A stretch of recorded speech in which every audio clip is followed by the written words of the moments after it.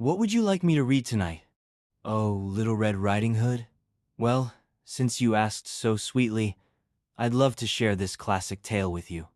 Get comfortable under your blanket, and let me tell you about a brave little girl who learned an important lesson about following the rules and staying safe.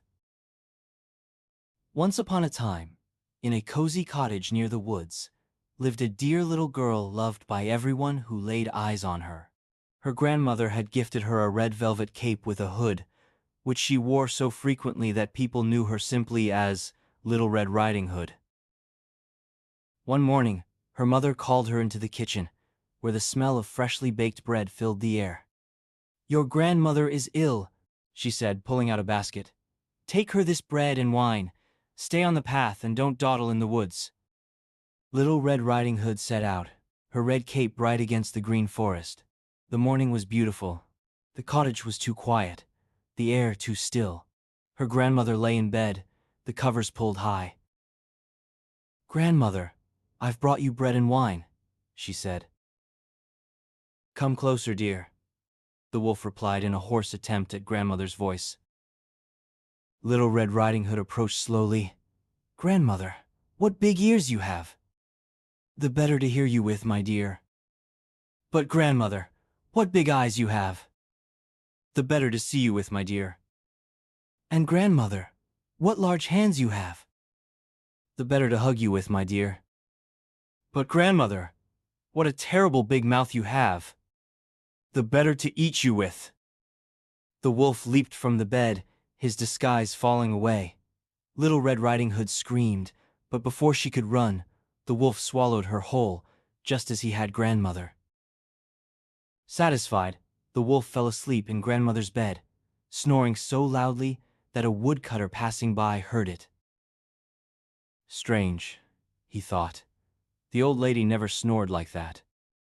He entered the cottage and found the wolf, his stomach suspiciously large.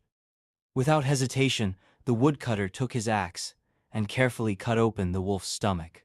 Out came Little Red Riding Hood and her grandmother, shaken but unharmed. They filled the wolf's belly with heavy stones and sewed him up.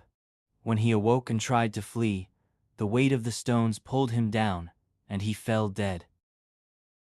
The woodcutter walked Little Red Riding Hood home as the sun set, casting long shadows through the trees. From that day forward, she never strayed from the path again, having learned that not all gentle voices hide gentle hearts.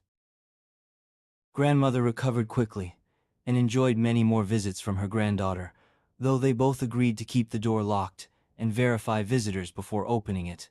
The red cape continued to brighten the forest path, but now its wearer carried not just bread and wine, but wisdom too. And they all lived happily ever after. The story flows with tension and relief, capturing the essence of trust, deception, and redemption. Through careful dialogue and vivid descriptions, it maintains its cautionary nature while engaging readers with its timeless appeal. And now, my dear listener, as our story comes to an end, I hope you'll remember Little Red Riding Hood's lesson as you drift off to sleep. Sometimes the safest path might seem boring, but it leads us exactly where we need to go. Close your eyes now, and maybe you'll dream of peaceful forest paths lined with beautiful wildflowers, far away from any wolves. Sweet dreams, little one.